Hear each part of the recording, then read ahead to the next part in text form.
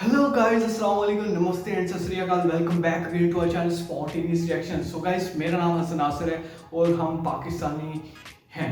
So guys, हम reaction कर दे रहे हैं इंडियन वीडियोस पे। आज की जो वीडियो होने वाली वो है Rajnath Singh says India ready to launch attack against China. So guys, Rajnath Singh जो है, जो कि पाकिस्तानी या बांग्लादेशी हजरात देख रहे हो, उनके बारे में उनको बताता चलो कि राजनाथ सिंह जो है वो minister of defence in India है, एक पार्लियामेंटेरियन है जो कि इनका ताल्लुक है बीजेपी, जो कि मोदी साहब की जमात है, उनसे इनका ताल्लुक है। और ये काफ़ी स्ट्रॉन्ग है और काफ़ी मानसिक तौर पे भी काफ़ी स्ट्रॉन्ग माने जाते हैं। और मैंने काफ़ी वीडियोस में देखा है कि ये बहुत ज़्यादा डिफेंस के मामले में इन्हें, जब से ये डिफेंस मिनिस्टर बने तब से आपके इंडिया में सूर्या वेपन आया, सूर्या मिसाइल आया, अग्नि मिसाइल आया, आपके पास आकाश शॉर्ट रेंज मिसाइल आया और काफ़ी मिसाइल है, जो मोदी सरकार में इनकी बदौलत, इनका नाम है राजनाथ सिंह। सो गाइस, आपने हालिया दिनों में देखा होगा कि चाइना एलओसी पर बुलेट ट्रेन बनाने की बातें कर रहा है और धमकी दे रहा है इंडिया को कि हम कभी भी आप पर अटैक कर सकते हैं। अनइंटेंशनली ये भी सुनने में आ रहा है कि वो S-400 मंगवा रहे हैं और बड़े बड़े मिसाइल्स मंगवा रहे हैं एलओसी पर। अगर हमला हो जाता है तो इंडिया को काफ़ी नुकसान होगा।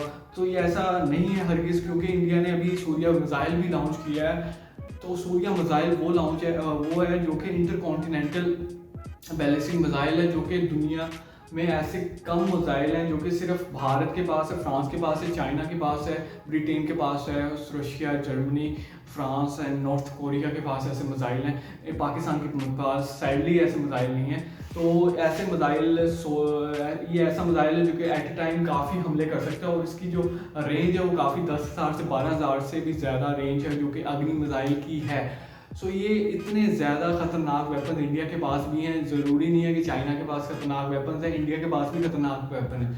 इसके साथ साथ 2050 में सुपर पावर की लिस्ट में पहले नंबर पे चाइना, दूसरे नंबर पे इंडिया। और प्रेडिक्शन में ये भी कहा जा रहा है कि ये नंबर चेंज हो सकते हैं, इंडिया भी पहले नंबर पे जा सकता है। जैसे मोदी सरकार की जो परफॉर्मेंस रैपिडली इंक्रीज हो रही है, उनके डिफेंस सिस्टम अच्छा हो रहा है, बेहतर हो रहा है, उनका इकॉनमी, जीडीपी, हर चीज़ स्टेबल है। सो गाइस, मैं मानता हूँ कि मैं एग्री भी करता हूँ कि ये मुमकिन है। जैसे ये खुद मिसाइल बना रहे हैं, खुद मैन्युफैक्चर कर रहे हैं इन इंडिया और काफ़ी चीज़ें एक्सपोर्ट भी कर रहे हैं काफ़ी कंट्रीज़ को। इनका जो स्पेस एजेंसी है वो भी काफ़ी बेहतर हो रही है, बहुत ज़बरदस्त हो रही है। नासा जैसे एजेंसीज इंडिया की इसरो से सीखना चाहते हैं। तो काफ़ी चीज़ें ऐसी हैं जो कि इंडिया को बेहतर बना रही हैं। और अमेरिका यही चाहता है कि एशिया में कोई ऐसा कंट्री हो जो चाइना का मुकाबला कर सकते हो। वो सिर्फ इंडिया ही है जो कि एशिया में रहते हुए चाइना का मुकाबला कर सकता है। आपको बताते चलो कि चाइना के खिलाफ है अमेरिका और इंडिया। सो गाइस, चाइना नहीं चाहता कि वो अकेला हो, उसका साथ पाकिस्तान दे रहे हैं। और पाकिस्तान भी ऐसा कंट्री जो कि चाइना से इंपोर्ट करता है वेपन्स। पाकिस्तान ने खुद सिर्फ 1-2 वेपन्स बनाए थे, लाइक F-17 जेट 13। तो गाइस, आप लोगों ने वीडियो एंड तक देखनी है, ज़रूर एंड तक देखनी है, क्योंकि ये इन्फॉर्मेटिव वीडियो है। आपको भी इन्फॉर्मेशन मिलेगी, हम पाकिस्तानियों को भी इन्फॉर्मेशन मिलेगी और काफ़ी हमारी इन्फॉर्मेशन में इजाफा हो रहा है। तो छोटी सी वीडियो आपने फुल देखनी है, आखिर में आपको व्यू पॉइंट जरूर दूंगा। अगर आपने अभी तक लाइक एंड सब्सक्राइब नहीं किया तो किस चीज़ की देरी है गाइस, नीचे जाके लाइक कर दें और सब्सक्राइब जो लाल बटन है उसको क्लिक कर दें और उसके साथ घंटे का बटन है, बेल आइकन है, उसको क्लिक करके ऑल पे क्लिक कर दें। और उसके बाद कमेंट सेक्शन में ज़रूर बताएं कि आप किस वीडियो पर हमसे रिएक्शन दिलवाना चाहते हैं। तो गाइस, एक वीडियो है बलोचिस्तान फ्री की, उस पर भी रिएक्शन देंगे अगर हमारे सब्सक्राइबर 4600 हो जाते हैं आज की डेट में। अगर आप सब्सक्राइब करते हो तो जल्द से जल्द वो वीडियो आएगी और वो अमान लतीफ़ उस पर रिएक्शन देंगे, क्योंकि वो बलोचिस्तान में इस टाइम MBBS कर रहे हैं बोलानी यूनिवर्सिटी से। तो वो उनका जो पर्सपेक्टिव होगा वो काफ़ी सही होगा, क्योंकि वो उस एरिया से बिलोंग कर रहे हैं इस टाइम। तो गाइस, वीडियो को स्टार्ट करते हैं, हमेशा की तरह कॉमेडी के साथ स्टार्ट करते हैं। 3, 2, 1 स्टार्ट। नमस्कार दोस्तों, डिफेंस शो में आपका स्वागत है। तो दोस्तों, बहुत ही बड़ा अपडेट निकल कर आ रहा है। भारत के रक्षा मंत्री श्री राजनाथ सिंह जी ने चीन को लेकर एक बड़ा बयान दिया है और इससे बहुत ही बड़े खुलासे भी हुए हैं। और भारत चीन युद्ध को लेकर भी उन्होंने बहुत कुछ कहा है, जिससे चीन में सनसनी फैल गई है। तो इस बारे में मैं आपको बता रहा हूं वीडियो में अंत तक बने रहिए। साथ ही लेटेस्ट डिफेंस अपडेट्स के लिए चैनल को जरूर सब्सक्राइब कर लीजिए। तो चलिए वीडियो शुरू करते हैं।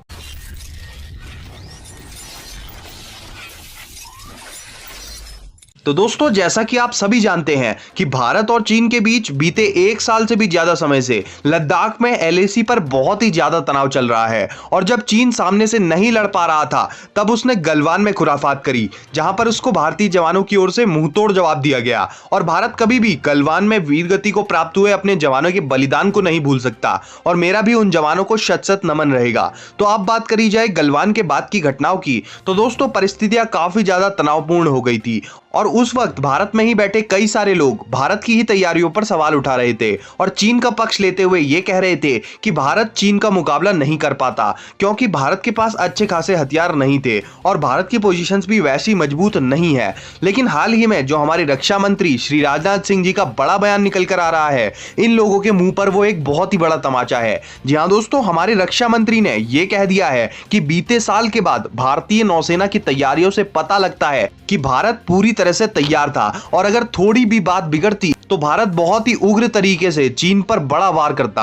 हालांकि राजनाथ सिंह जी ने यह भी कहा है कि भारत वैसे तो हमेशा शांति को मानकर चलता है, लेकिन अगर भारत पर चोट हो तो फिर उसके लिए भी हम पूरी तरह से तैयार रहते हैं। जी हाँ दोस्तों, ये बात चौंकाने वाली जरूर है, लेकिन मैं आपको इसके पीछे का कारण बता रहा हूं। तो दोस्तों सबसे पहले मैं आपको बता देना चाहूंगा कि भारतीय नौसेना की ओर बीते साल किसी का भी ध्यान नहीं गया, और भारतीय सेना जो कि लद्दाख में फॉरवर्ड पोजीशंस पर तैनात थी, इसके अलावा भारतीय वायुसेना को ही लेकर खबरें आती रही। लेकिन यहाँ पर सबसे ज्यादा भारी तैनाती किसी ने कर दी तो वो है भारतीय नौसेना। जी हाँ दोस्तों, अब आप कहेंगे कि कैसे, तो मैं आपको बता दूं दोस्तों कि भारतीय नौसेना ने गुपचुप तरीके से गलवान की घटना के बाद इंडियन ओशन रीजन में अपनी न्यूक्लियर सबमरीन्स को उतार दिया था। जी हाँ दोस्तों, जिसकी रिपोर्टें बाद में सामने आई हैं। और इसके अलावा हमारा जो आईएनएस ध्रुव है, जो कि दुश्मन की ओर से आ रहे खतरों को पहले ही भांप लेता है, उसे भी खुफिया रूप से हमारी भारतीय नौसेना ने तैनात कर दिया था। और भारतीय नौसेना की पूरी तैयारी थी चीन पर चढ़ाई करने की, क्योंकि जो हमारी न्यूक्लियर सबमरीन्स हैं उनमें हमारी सबमरीन लॉन्च न्यूक्लियर मिसाइलें भी लगा दी गई थी।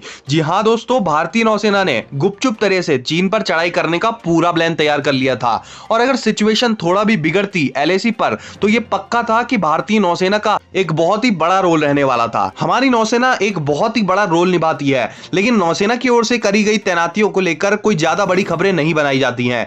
इसके अलावा सबमरीन्स को हमारी नौसेना तैनात करती है, जिनका पता लगा पाना दुश्मन के लिए बहुत ही ज्यादा कठिन हो जाता है। और इसके अलावा सबमरीन से हमें न्यूक्लियर हमला करने में बहुत ही ज्यादा एडवांटेज मिल जाते हैं, क्योंकि जमीन से करे गए न्यूक्लियर हमले को दुश्मन देश के डिफेंस सिस्टम रोकने की क्षमता रखते हैं। लेकिन वहीं पनडुब्बियों को तो पहले ही ढूंढना बहुत ही कठिन होता है, और उसके बाद अगर पनडुब्बियों से हम न्यूक्लियर हमला करें तो उसको रोकना लगभग नामुमकिन हो जाता है। तो मैं तो यही चाहूंगा कि भारतीय नौसेना के जंगी बेड़े में और ज्यादा न्यूक्लियर पनडुब्बियां शामिल करी जाएं। अब आप क्या चाहते हैं ये कमेंट सेक्शन में बताएं। साथ ही लेटेस्ट डिफेंस अपडेट्स के लिए चैनल को भी सब्सक्राइब कर लें। जय हिंद, वंदे मातरम। सो गाइस, यहाँ पर वीडियो होती है एंड जैसे कि आपने राजनाथ सिंह के जो आर्टिकल्स जो इनके जो इंडियन वेबसाइट्स के बड़ी बड़ी वेबसाइट्स के जो आर्टिकल आपने देखे हैं, उसमें राजनाथ सिंह ने क्लियरली कह दिया कि अगर चाइना उस टाइम जब एलओसी पे काफ़ी लद्दाख की डिस्प्यूट चल रहा था, उसमें चाइना ने काफ़ी मतलब इंडिया को धमकाने की कोशिश की थी और चिढ़ाने की कोशिश की थी कि लड़ाई हो जाए, तो इंडिया ने सब्र किया। इंडिया चाहता था कि पीस हो, अगर जंग की सूरत हाल हो भी जाती है। राजनाथ सिंह ने कहा था कि हम रेडी थे, बट हम नहीं चाहते थे कि हम पहले वार करें। और क्योंकि वार जो होती है वो एक दो देशों के दरमियान नहीं होती है, जो फौजों के दरमियान नहीं होती, बल्कि इंसानियत का कत्ल होता है, इंसानियत का कत्ल होता है और इंसान ही मरते हैं। सो इंडिया की ये स्ट्रेटजी अच्छी है कि पीस होना चाहिए दो ममालिक के दरमियान, रादर के आप लड़ाई करें और काफ़ी जाने का नुकसान हो। तो इंडिया और पाकिस्तान के दरमियान जितनी भी जंगी हुई उसमें पाकिस्तान ने पहल की और इंडिया ने उस जंग को ख़त्म किया। इंडिया ने जीता कारगिल की वार 1965, 1971, 1948, 1999 कारगिल वार। तो गाइस, सियाचिन में भी इंडिया इस टाइम है, पाकिस्तान नहीं है, इंडिया इस टाइम है।